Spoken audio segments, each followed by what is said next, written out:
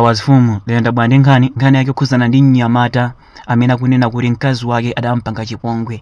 Nyamatayu ankaona ngati kuti mkazi wake ndi joka, koma sa mkazi wake kuti mkazi wake ndi chess player. Nyamata ameneyu dzina lake ndi Jafar Adams, amachokera komwe uko ku Lilongwe ku area 25. Nyamata amene ankapanga chibwenzi ndi mtsikana wina amene amachokera ku Blantyre, ndipo mtsikanayo dzina lake ndi Siyala ndi Jafar Adams anali pa chibwenzi chabwino kwambiri. Ndipo Siyala ankampangira china chilichonse Jafar Adams. Jafar Adams akachoka ku Lilongwe kupita ku Blantyre, Siyala akampasa kadi yake ya ku banki ndi cholinga choti Jafar azigwisa ntchito, ndipo ankampangira china chilichonse, kugulira zovala, kumanjesa, chifukwa chakuti Siyala ankagwira ntchito pamene Jafar Adams adali mnyamata amene ankapanga mabizinesi. Ndiye Siyala sankamupempha china chilichonse Jafar Adams. Ankayendesa galimoto yake yabwino.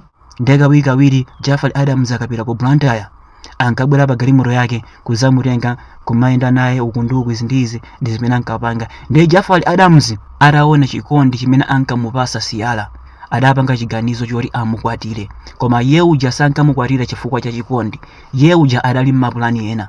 Ndiye munali mu chaka cha 2024 padali pa 18 February ndi pamene adapanga organize ora akwatirane, ndipo anakwatirana china chilichonse chinali bwino, ndi adayamba kukhala limodzi. Ndiye mu nthawi imene ankakhala limodzi kudapezeka kuti mayi yake a Siyala anabwera kuzatenga galimoto ija. Jafar Adams analodabwa pozindikira kuti apongozi ake abwera kuzatenga galimoto. Kenako adamufunsa Siyala, kodi galimoto imene si yako? Siyala adanena kuti eya, galimoto imene ndi makolo anga. Anati okay, chabwino, ndamapitisabe kukhala. Ndiye nthawi zina akaduka ku mabizinesi ake Jafar Adams ankamfikira Siyala ndibweke ndalama mwakuti. Ndiye kawiri Siyala ankamuza Jafar Adams, ndalama ndilibe, panopa sinanandire izi ndizi. Ndiye Jafar Adams adayamba kudabwa chifukwa chakuti china chilichonse chimene ankapempha Siyala ankapereka. Ndankaona ngati kuti khalidwe la Siyala lambosintha, ndamapitirabe amakhala naye limodzi izi ndizi. Ndiye tsiku lina Jafar Adams adafika potopa, munali mu chaka cha 2025. Adamfikira Siyala, tanduze chilungamo, iweyo tili pa chibwenzi unkandipasa zinthu, koma panopa unasiya kundipasa chifukwa chani? Kodi iweyo salary yako nzingati? Siyala sanambisire adamuza Jafar Adams, salary yanga ndi mwakuti. Jafar Adams adaona kuti salary imene ankalandira Siyala idali yosiyana ndi life imene ankaphaka ali pa chibwenzi. Kenako adamfunsa, iwe ndalama zijoma zitenga kuti chifukwa chakuti salary yako ndi yochepa?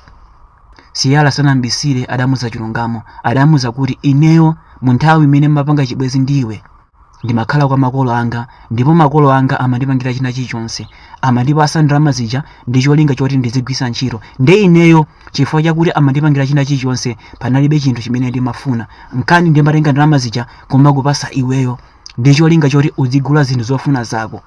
Jafar Adams analodabwa pozindikira kuti Siyala ndalama zija sizinali zake, zimachokera kwa mayi yake, samazipeza kuchokera ku ntchito kwake. Kenako Siyala adapitiriza, adamuza kuti makolo anga adasiya kundipasa ndalama zija mu nthawi imene ndidakwatana ndi iweyo, chifukwa chakuti panopa ndili m'manja mwako. Kuyambira tsiku limenelo amakhalabe limodzi, koma khalidwe lidasintha. Akuti samafuna mkazi wake, ndipo kugona samagona limodzi, amakhala ndi mkazi wake chifukwa chakuti ali ndi mwana wang'ono limodzi, koma zachikondi palibepo. Ndiye panopa akhala limodzi, koma afuna apange dongosolo la divorce. Ndiyenda bwera ndi nkhani imeneyi ndi cholinga choti atsikana ena ake mutengerepo phunziro, komanso anyamata ena ake mutengerepo phunziro. Akuluakulu choti muziwe ndichi, mabanja amasiku ano achuluka mascam, ndipo banja ndi scam. Ndiye ndi bwino ngati mwakwatirana kumalemba awiro ndi makamba nthawi zonse, chifukwa chakuti ena amaukwatira chifukwa chakuti akukonda, ena amaukwatira chifukwa chakuti akufuna china chake kwa iwe. Ndipo azimayi ambiri agwisidwa ntchito, amachoka mu banja lija likatha alibe kena kalikonse, chifukwa chakuti mamuna uja akamapanga zinthu zija amayika mu dzina lake, palibe china chilichonse chimene chili mu dzina lawo. Nengati kuti kuwapasa zinthu angowapasa iye uja pofuna kwake, kapena poma likalowerapo izi ndizi zosatira zake amapeza china chake. Ndiye ndi bwino ngati mwakwatirana mmamuna, ngati mwagula chinthu cha iweyo chizikhala mu dzina lako, ngati mamuna uja wagula chinthu chake chizikhala mu dzina lake. Ngati mupanga tsogolo la ana anu, ikani zinthu zija mu dzina la ana anu. zimakhala zinthu zomvetsa chisoni kumpeza munthu wamamuna kuserigwa amathandiza azibale ake, ndiye wakwatira akhala ndi mkazi wake koma kumbaliko athandizabe azibale ake, ndiye uja wamwalira kungomwalira chithandizo azibale ake aja amasiya kuchipeza chifukwa chakuti mwina zinthu zija zinali mu dzina la mkazi wake, ndi azibale ake aja sangapeze thandizo, mkazi uja azawathandiza iye uja akafuna. Koma kumbukirani nkulu amene ujayo amathandiza azibale ake nthawi ina iliyonse, ndi azibale ake aja sangafike kumpempha mkazi uja tifuna mutithandize nthawi zonse, zosatheka zosatira zake azibale ake aja amambovutika.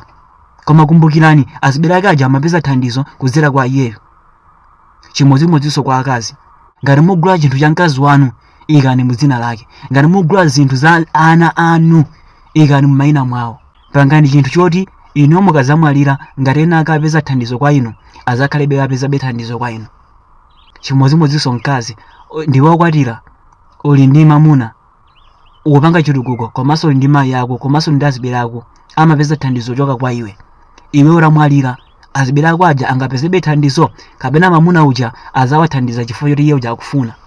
Ndiye ngati palibepo mukuyenda mupange china chake choti inu mukasachokapo ngakhale anthu aja amene mathandiza aja azakhala apeza chithandizo.